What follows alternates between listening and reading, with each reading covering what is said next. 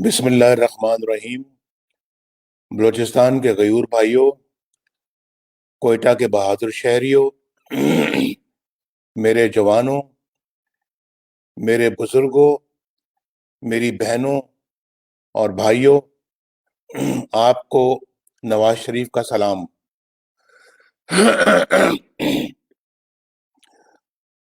آج یہ اتنا بڑا جلسہ دیکھ کر میرا یقین اور بھی پختہ ہو گیا ہے کہ انشاءاللہ اب ووٹ کی عزت کو کوئی پامال نہیں کر سکے گا۔ پامال کرنا تو دور کی بات ہے، انشاءاللہ اب ووٹ کی عزت کی طرف کوئی میلی آنکھ سے بھی دیکھ نہیں سکے گا۔ جو جذبہ مجھے گجرانوالہ میں نظر آیا، وہی جذبہ میں نے کراچی میں دیکھا، اور الحمدللہ آج وہی جذبہ اور جوش و خروش میں کوئٹہ میں بھی دیکھ رہا ہوں۔ بھائی اور بہنوں، وقت آ گیا ہے۔ معاف کیجیے، میرا گلا مسلسل خراب ہے کچھ دنوں سے۔ وقت آ گیا ہے بھائی اور بہنوں کہ ہم اپنی تقدیر بدلنے کے لیے اب اٹھ کھڑے ہوں۔ اللہ تعالیٰ بھی انہی کی مدد کرتا ہے جو اپنی مدد آپ کرتے ہیں۔ اللہ کا شکر ہے کہ پاکستان کے ہر گوشے کے عوام اپنی قسمت بدلنے کے لیے ایک ہی قافلے کا حصہ بن گئے ہیں۔ آج مجھے اپنے دوست حاصل خان بزنجو کی بڑی شدت سے یاد آ رہی ہے۔ وہ اپنے والد مرحوم کی طرح جمہوریت کے سچے اور کھرے علم بردار تھے۔ ان کی موت میرا ذاتی نقصان تو ہے ہی، لیکن یہ ملک و قوم کا بھی بڑا نقصان ہے۔ وہ ہر فورم پر جرت اور بہادری کے ساتھ اپنا موقف پیش کرتے اور تمام خطروں سے بے نیاز ہو کر سچی بات کہتے تھے۔ اللہ تعالیٰ انہیں اپنے خاص رحمتوں سے نوازے۔ مجھے کل معلوم ہوا ہے کہ محسن داوڑ اور ندیم اصغر کو کوئٹہ ایئرپورٹ پہ سیکیورٹی کے نام پہ گرفتار کیا گیا ہے اور کسی نامعلوم جگہ پہ منتقل کر دیا گیا ہے۔ ہم سب اس عمل کی سختی سے مذمت کرتے ہیں اور سیکیورٹی کے نام پر اس طرح کے اقدامات ہماری ریاست کو پہلے بھی بدنام کرتے رہے ہیں اور آج بھی کر رہے ہیں۔ بڑے افسوس کی بات ہے اور کہ یہ حکومت کس طرح کے کام انجام دے رہی ہے۔ میرے بھائی اور بہنوں، بلوچستان پر جو گزرتی رہی ہے وہ ایک نہایت افسوسناک کہانی ہے۔ مری، بگٹی، بزنجو اور دیگر قبائل کے ساتھ جو سلوک کیا جاتا رہا، بلکہ جو اب تک ہو رہا ہے، وہ ہم سب کے لیے انتہائی دکھ اور رنج کا باعث ہے۔ غداری کا لیبل ہر اس شخص کے ماتھے پر چسپاں کر دیا گیا جس نے سر اٹھا کر بات کرنے کی کوشش کی، جس نے ظلم و ستم کے خلاف احتجاج کیا، اور جس نے آزاد قوم کا آزاد شہری ہونے کا حوصلہ کیا۔ وہ صرف اس لیے باغی اور غدار قرار پائے کہ انہوں نے اپنے آئینی حقوق کے لیے آواز اٹھائی، اور کچھ قتل ہو گئے، کچھ ہمیشہ کے لیے لاپتہ کر دیے گئے۔ ان کی قبروں تک کا کوئی نام و نشان نہیں ہے۔ گمشدہ افراد کا مسئلہ آج بھی ہے۔ ہمارے ہم وطن آج بھی اٹھائے جا رہے ہیں۔ کچھ پتہ نہیں انہیں آسمان کھا گیا یا زمین نکل گئی۔ میں جب بھی گمشدہ افراد کی دکھی ماؤں، روتی ہوئی بہنوں، بیٹیوں اور پریشان حال بچوں کو دیکھتا ہوں تو بے حد تکلیف ہوتی ہے۔ کب تک یہ سب کچھ جاری رہے گا؟ کب تک ہماری ریاستی طاقت خود اپنوں کے خلاف استعمال होती रहेगी। कब तक हम पाकिस्तान के मुहब्बे वतन शहरियों पर बगावत और गद्दारी के इल्जामात लगाते रहेंगे। ख़वातीनो हजरात, मुझे अच्छी तरह अंदाजा है कि बलूचिस्तान के लोग कैसे कैसे मसाइल का शिकार होते रहे हैं और आज भी किन मसाइल का शिकार हैं। पाकिस्तान के सबसे बड़े सूबे के लोगों की जिंदगी किस तरह गुजर रही है, उनको कौन सी मुश्किलात का सामना है, नवाज शरीफ अच्छी तरह जानता है। मुझे ये भी मालूम है कि मौजूदा हुकूमत की नाअहली और अवाम दुश्मनी की वजह से महंगाई ने अवाम के लिए 2 वक्त की रोटी मुश्किल बना दी है। और सुना है चीनी एक तो 10 रुपए किलो हो गई है, आटा 70 रुपए किलो तक जा पहुंचा है या शायद इससे भी ज्यादा। नान भाई हड़ताल कर रहे हैं कि रोटी 30 रुपए की बेचने की इजाजत दी जाए। ऐसे में सारा दिन मेहनत करने के बाद एक मेहनत कश 2 वक्त 2 रोटियां भी खाए, यानी 2 वक्त सुबह दोपहर और शाम अगर 2 रोटियां भी खाए तो महीने के 3600 रुपए खर्च करने पड़ते हैं। और अगर घर में 6 अफराद हों, जो कि आमतौर पे होते हैं, तो सिर्फ रोटी पर और कुछ नहीं, रोटी पर 21,000 रुपया वो कहां से लाए। चीनी, घी, दालों और सब्जियों की कीमतें आसमान पर पहुंच गई हैं और दवाओं की कीमतें इतनी ज्यादा हो चुकी हैं कि दवाई के अखराजात के बाद घर वालों को समझ नहीं आती कि घर के बाकी अखराजात कैसे पूरे किए जाए।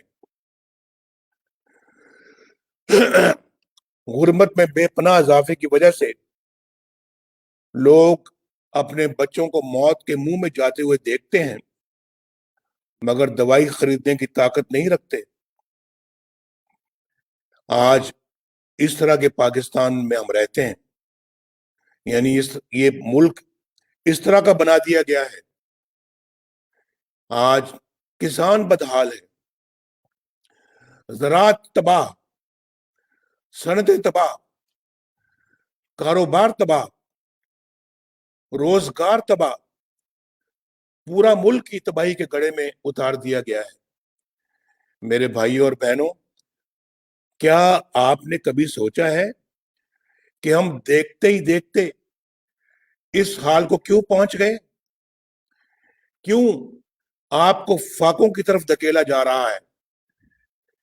क्यों 54 रुपए में बिकने वाली चीनी 110 रुपए की हो गई? क्यों आटा 35 रुपए से 70 रुपए किलो तक पहुंच गया है? और क्यों महंगाई बेकाबू हो गई और अच्छे खासे खाते पीते घराने वाले लोग आज माली मुश्किलात का शिकार हो गए? क्यों तरक्की करता हुआ पाकिस्तान, आगे बढ़ता हुआ पाकिस्तान बर्बाद करके रख दिया गया है? क्यों पाकिस्तानी रुपया आज नेपाली और अफगानी करेंसी से भी नीचे आ गया है? क्यों 5.8% की शरह से तरक्की करता हुआ मुल्क जीरो से भी नीचे आ गया है? क्यों कारखाने लगना बंद हो गए हैं? क्यों सड़कें, शाहराहें और मोटरवेज बनना बंद हो गई? क्यों पाकिस्तान दुनिया में तनहा रह गया है? क्यों भारत को कश्मीर हड़प करने की जरूरत हुई? और क्यों हमारे ब्रादर इस्लामी मुल्क भी हमसे दूर हो गए? क्यों सऊदी अरब जैसा हमारा मुखलिस तरीन दोस्त हमसे नाराज हो गया है? कोयटा के भाई और बहनों, इसका सीधा साधा जवाब यह है کہ چند لوگوں کو اپنے ذاتی مفادات اور اختیارات آپ کی آزادی اور خوشحالی سے زیادہ عزیز ہے۔ آئین اور قانون ان مٹھی بھر لوگوں کے مذموم عزائم کے آڑے آتے ہیں۔ نواز شریف ان لوگوں کو اچھا نہیں لگتا کیونکہ وہ آپ کا منتخب نمائندہ ہے اور آپ کے ووٹ پر کسی اور کا اختیار تسلیم نہیں کرتا۔ وہ آئین شکنی برداشت نہیں کرتا، وہ ڈکٹیشن نہیں لیتا۔ تو فیصلہ ہوا کہ نواز شریف کو نکالو اور لا حاصل تحقیقات اور مقدمات پر قومی خزانے کے اربوں روپے دبو کر بھی نواز شریف پر ایک دھیلے کی کرپشن نہ ملی، تو کہا کہ اس کے بیٹے سے تنخواہ نہ لینے کے جرم میں نواز شریف کو نکال دو، اس کو عمر بھر کے لیے نااہل کر دو، اس کو مسلم لیگ نون کی صدارت سے بھی نکال دو، اس کے بھائی شہباز شریف، اس کی بیٹی مریم، حمزہ شہباز شریف اور اس کے سارے خاندان اور ساتھیوں کو، مسلم لیگ نون کے ساتھیوں کو جیل میں ڈال دو۔ نواز شریف کو نمونہ عبرت بناتے بناتے انہوں نے پاکستان آپ سب کو نمونہ عبرت بنا دیا۔ اس مقصد کے لیے انہوں نے انتخابات سے پہلے زبردستی لوگوں کو پی ٹی آئی میں شامل کروایا، پھر انہیں جتوانے کے لیے الیکشن کے دن شرمناک ڈرامہ رچایا، پولنگ سٹیشنوں پر قبضہ جمایا، پولنگ ایجنٹوں کو نکال باہر کیا، آر ٹی ایس بند کروایا، رات کی تاریکی میں اپنی پسند کے نتیجے بنا کر 4 دن تک مرضی کے نتائج جاری کرتے رہے، اور تاریخ کی سب سے بدترین دھاندلی کر کے انہوں نے ایک نااہل اور نالائق ترین شخص کو وزیر اعظم کی کرسی پر بٹھا دیا تاکہ وہ ان سے جرائم پر کوئی سوال نہ اٹھائے بلکہ ان کے اشاروں پر کرتب دکھاتا رہے۔ یہاں سے ملک کی تباہی اور بربادی کا وہ سلسلہ شروع ہوا جو کہ بڑھتا ہی چلا جا رہا ہے۔ ان چند لوگوں کے ذاتی مفادات کی قیمت آپ کو اور آپ کے بچوں کو ان حالات، اس بھوک اور افلاس سے چکانی پڑ رہی ہے۔ میرے بھائی اور بہنوں، آپ عزت والے لوگ ہیں، غیرت والے لوگ ہیں۔ بلوچ اور پختون اپنی شاندار روایات رکھتا ہے، لیکن آپ نے دیکھا کہ کراچی کے عظیم الشان جلسے سے گھبرا کر ان لوگوں نے منہ اندھیرے کراچی کے ایک ہوٹل کے اس کمرے کا دروازہ توڑا اور اندر داخل ہو گئے جس میں مریم نواز شریف اور کیپٹن صفدر ٹھہرے ہوئے تھے۔ کیا اب یہ لوگ اس پستی میں گر گئے ہیں کہ نہ کوئی اخلاق باقی رہا اور نہ کوئی تہذیب اور نہ روایات اور نہ قدریں؟ یہ کوئی معمولی واقعہ نہیں ہے۔ مجھے حیرت ہے ان لوگوں پر جو اعلیٰ اخلاقی اقدار کی باتیں کرتے ہیں، ماؤں، بہنوں اور بیٹیوں کی عزت کی بات کرتے ہیں، لیکن اب بھی اس حکومت کا حصہ ہے جس نے یہ سیاہ ترین واردات کی ہے۔ کراچی کے اس واقعے نے میری بات کو عملی طور پر ثابت کر دیا ہے کہ یہاں ریاست کے اوپر ایک اور ریاست مسلط ہو چکی ہے۔ اس غیر آئینی غیر قانونی جبر کی ریاست کی اندھی طاقت نے ریاست کو اپنے شکنجے میں جکڑ رکھا ہے. جب تک کہ یہ غیر قانونی شکنجہ رہے گا میرے بھائیوں بہنوں آپ کے حالات بہتر نہیں ہوں گے, نہیں ہو سکتے. سندھ وفاق کی ایک اہم اکائی ہے, ایک خود مختار صوبہ ہے, وہاں ایک منتخب حکومت ہے, ایک منتخب وزیر اعلیٰ ہے, وہاں ایک آئینی اتھارٹی ہے, لیکن اس کارروائی کی خبر کسی کو نہیں کہ رات کو کس نے آئی جی پولیس کو اغوا کیا, کس نے ایڈیشنل آئی جی کو اغوا کیا, پولیس کے سربراہ اور اعلی افسروں کو اٹھا کر لے جانے کی اتھارٹی کس کے پاس تھی, سیکٹر کمانڈر کون ہے, وہ کس کی طاقت سے ایف آئی آر کٹواتا ہے,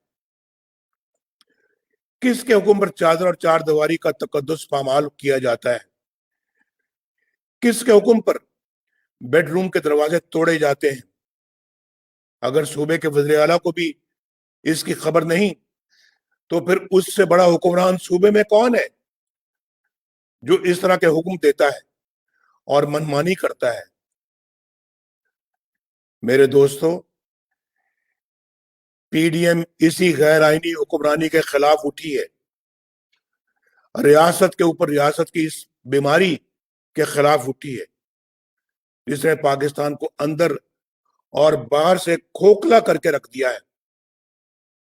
یہ تحریک کسی ادارے کے خلاف نہیں بلکہ پاک فوج کے مقدس ادارے کی طاقت کو اپنے مفادات کے لیے استعمال کرنے والے کرداروں کے خلاف ہے. نیچے سے اوپر تک فوج کے بہادر فرزندوں کو ان کرداروں کے مقاصد کا کچھ پتہ ہی نہیں ہوتا, کچھ علم ہی نہیں ہوتا. وہ تو اپنے ڈسپلن میں بندھے رہتے ہیں, وہ تو ملک و قوم کی حفاظت کی لگن میں دن رات ایک کرتے ہیں, لیکن ان سے معصومیت میں انجانے میں ایسے کام لیے جاتے ہیں جس کا نتیجہ قوم کو بڑے نقصانات کی شکل میں بھگتنا پڑتا ہے. طریقہ واردات یہ ہے کہ چند لوگ اپنے گھناؤنے مقاصد پورے کرنے کے لیے قانون توڑتے ہیں, آئین توڑتے ہیں, ملک اور قوم کو نقصان پہنچاتے ہیں, لیکن خود کو بچانے کے لیے نام فوج کا استعمال کرتے ہیں, جبکہ حقیقت میں فوج کا اس سے دور دور کا واسطہ نہیں ہوتا. اس کے باوجود بدنامی کس کی ہوتی ہے؟ ادارے کی ہوتی ہے. اس لیے میں نام لے کر ایسے کرداروں کو بے نقاب کرتا ہوں تاکہ ان کی سیاہ کاریوں کا دھبا میرے ملک کے اداروں پر نہ لگے, میری فوج کی وردی پر نہ لگے. ہماری تاریخ کے بہت سے المیوں میں چند کردار ہی تھے جو اپنے مقاصد اور ذاتی مفاد کے لیے فوج کی بدنامی کا باعث بنے. کارگل میں ہمارے سینکڑوں جاں بازوں کو شہید کروانے اور دنیا بھر میں پاکستان کو رسوا کرنے کا فیصلہ فوج کا نہیں تھا, چند مفاد پرست جرنیلوں کا تھا. ان لوگوں نے صرف فوج کے داری کو نہیں بلکہ ملک و قوم کو ایک ایسی جگہ جنگ میں جھونک دیا کوئی فائدہ حاصل ہو ہی نہیں سکتا تھا. وہ لمحہ میرے لیے انتہائی تکلیف دہ تھا جب مجھے یہ پتا چلا کہ ہمارے بہادر سپاہی یہ دہائی دیتے رہے کہ ان دور افتادہ چوٹیوں پر خوراک نہیں لیکن اسلحہ تو بھجوائیں. وہ فوجی جنہیں اس جنگ کے پیچھے اصل عزائم کا پتہ ہی نہیں تھا، جنہیں ملک و قوم کی سربلندی کے نام پر محاذ پر بھیجا گیا تھا، جانوں کے نذرانے دیتے رہے، لیکن ملک و قوم کو کیا حاصل ہوا؟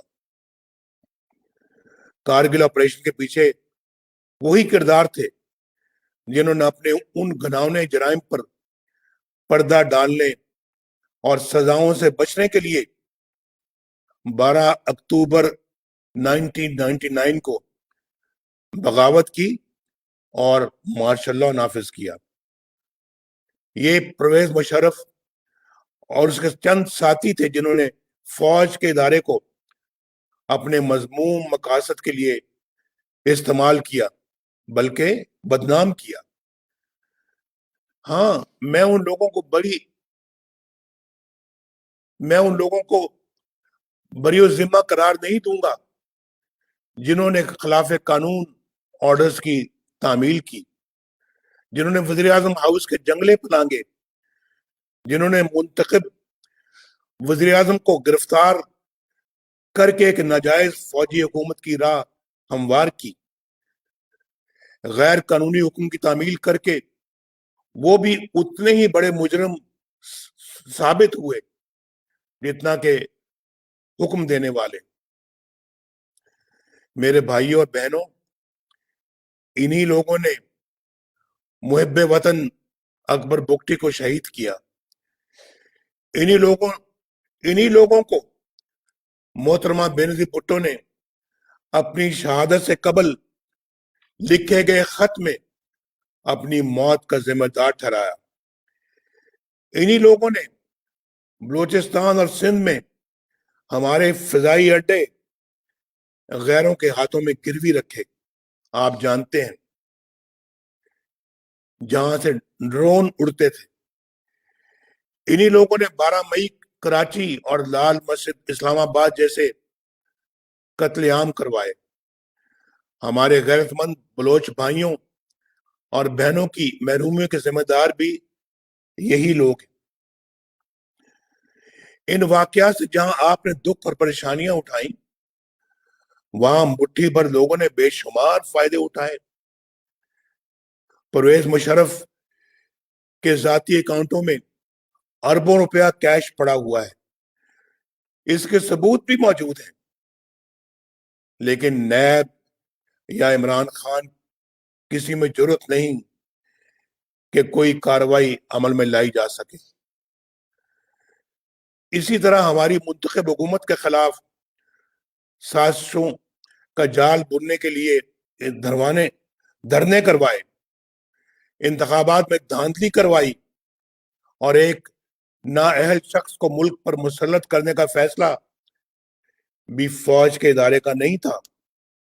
یہ فیصلہ فوج کا نہیں تھا، بلکہ چند کرداروں کا تھا۔ اس لیے تو میں ان کرداروں کا نام لیتا ہوں تاکہ تباہی و بربادی کے الزام کے چھینٹے میری فوج کے جوانوں اور افسروں کی وردی پر نہ پڑے۔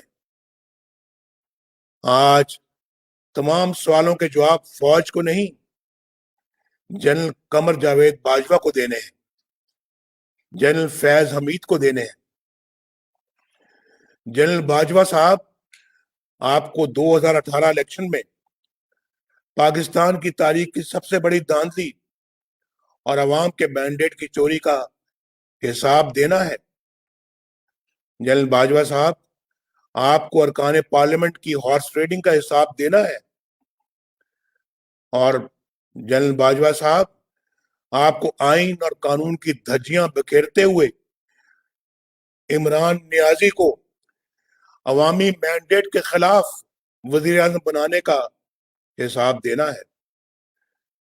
آپ کو اس حکومت کی تمام ناکامیوں کا حساب دینا ہے، اور آپ کو اس قوم کو مہنگائی، غربت اور فاقہ کشی کی طرف دھکیلنے کا بھی حساب دینا ہے۔ جنرل فیض صاحب، آپ کو جواب دینا ہے کہ آپ نے کیوں ایک حاضر سروس جج کے گھر جا کر ان پر آئین اور قانون کے خلاف فیصلہ کرنے کے لیے دباؤ ڈالا۔ کیوں آپ نے انہیں وقت سے پہلے ہی اسلام آباد ہائی کورٹ کا چیف جسٹس بنوا دینے کی پیشکش کی؟ کیوں آپ نے نواز شریف اور اس کی بیٹی مریم نواز کو الیکشن ہو جانے تک جیل میں رکھنے کی درخواست کی؟ وہ کون سی 2 سال کی آپ کی محنت تھی جو نواز شریف کو رہا کرنے کی صورت میں ضائع ہو جانے کا اندیشہ تھا؟ بتائیے، آپ نے کہا تھا کہ ہماری 2 سال کی محنت ضائع ہو جائے گی اگر آپ نے نواز شریف کو اور مریم نواز کو رہا کیا۔ آپ نے تو آئین کی پاسداری کرنے کا حلف اٹھایا تھا، کیوں آپ نے اپنے حلف کی خلاف ورزی کی؟ کیوں ڈیفائی کیا آپ نے اپنے حلف کو؟ آپ نے تو سیاست میں دخل نہ دینے کا حلف اٹھایا تھا، کیوں آپ نے اپنے حلف کی خلاف ورزی کی؟ کیا فیض آباد دھرنا کیس آپ کے خلاف چارج شیٹ نہیں؟ کیا سپریم کورٹ نے آپ کے خلاف کارروائی کا حکم نہیں دیا؟ اس کے باوجود آپ کی نہ صرف بطور لیفٹیننٹ جنرل ترقی ہوئی بلکہ آپ کو ISI کے سربراہ کا عظیم الشان منصب بھی عطا ہوا، جبکہ جسٹس قاضی فائز عیسیٰ کے خلاف ایک ریفرنس دائر ہوا تاکہ وہ آپ کی نظر ثانی کی درخواست سن نہ سکے۔ واہ واہ، کیا کیا آپ نے جنرل فیض! یہ آپ کے حلف توڑنے کی صرف ایک مثال ہے، ایک۔ آپ پچھلے کئی سالوں سے بے دھڑک سیاست میں مداخلت کیے چلے جا رہے ہیں۔ آپ نے اپنے حلف کے ساتھ بے وفائی کی ہے۔ اگر یہی وقت آپ نے پیشہ ورانہ دفاعی امور پر صرف کیا ہوتا تو ہمارے کشمیری بہن بھائی کبھی ان مصائب سے دوچار نہ ہوتے جن سے وہ آج دوچار ہیں۔ عمران خان صاحب، آپ تو سیاست کے میدان میں نابالغ ہو۔ بار بار کہتا ہوں میں کہ ہمارا آپ کے ساتھ مقابلہ ہے ہی نہیں۔ ہمارا مقابلہ آپ کے لانے والوں کے ساتھ ہے، آپ کے ساتھ نہیں ہے۔ ہمارا مقابلہ ریاست چلانے والوں کے ساتھ ہے۔ لیکن یہ مت سوچنا کہ تم بچ جاؤ گے۔ ثاقب نثار کا NRO نہ تمہیں بچا سکے گا اور نہ علیمہ خان کو۔ تم جس کے پیچھے چاہے چھپو، فورن فنڈنگ کیس میں تمہاری بدعنوانی نہ صرف کھل کے رہے گی بلکہ تمہیں جیل بھیجے گی۔ تمہیں چینی، آٹے اور ادویات کی قیمتوں میں اضافے سے عوام کو پہنچنے والے نقصان کے ایک ایک روپے کا حساب دینا ہوگا۔ تمہیں زمان پارک میں کروڑوں روپے کی نئی تعمیر کی لاگت کا حساب دینا ہوگا۔ تمہیں بنی گالا کی منی ٹریل دینی ہوگی۔ دوسروں پر کیچڑ اچھالنا تمہیں احتساب سے نہیں بچا سکے گا عمران خان۔ یہ ٹی وی پر بڑکے مارنا اور دھمکیاں دینا تمہیں نہیں بچا سکے گا۔ تم اور تمہارے ہر کرپٹ ساتھی کو حساب دینا پڑے گا۔ بلوچستان کے بہنوں اور بھائیوں، میں آج 3 پیغامات دینا چاہوں گا۔ پہلا، فوج کے جوانوں اور افسروں کے نام، یہ آپ کا اپنا ملک ہے میرے فوجی بھائیوں، جس کے لیے آپ جان دینے سے بھی دریغ نہیں کرتے۔ آپ نے جہاں اس کی حفاظت کا حلف اٹھایا ہے وہاں اتنا ہی اہم اس کے آئین کی تابعداری کا حلف ہے۔ جہاں آئین شکنی اور قانون شکنی شروع ہو جاتی ہے وہاں ظلم کا دور شروع ہو جاتا ہے۔ جب آپ کسی فرد واحد یا مفاد پرست ٹولے کے لیے آئین توڑنے کے مرتکب ہوتے ہیں، وہاں آپ خود اپنی قوم کو، اپنے ملک اور اپنے لوگوں کو آئین شکنوں کے رحم و کرم پر چھوڑ رہے ہوتے ہیں۔ اپنے حلف کی پاسداری کیجیے، خود کو متنازع ہونے سے بچائیے۔ دوسرا میرا پیغام میرے پاکستان کے سول سروس کے نام ہے۔ زمانہ بدل رہا ہے، کسی کے لیے قانون یا آئین توڑ کر بچ نکلنا مشکل سے مشکل تر ہوتا چلا جا رہا ہے۔ آپ نے دیکھا کہ سندھ پولیس کے افسران نے چند لوگوں کے غیر قانونی رویوں پر احتجاج کر کے نہ صرف ان کے عزائم پورے نہیں ہونے دیے بلکہ اپنے لیے عزت بھی کمائی۔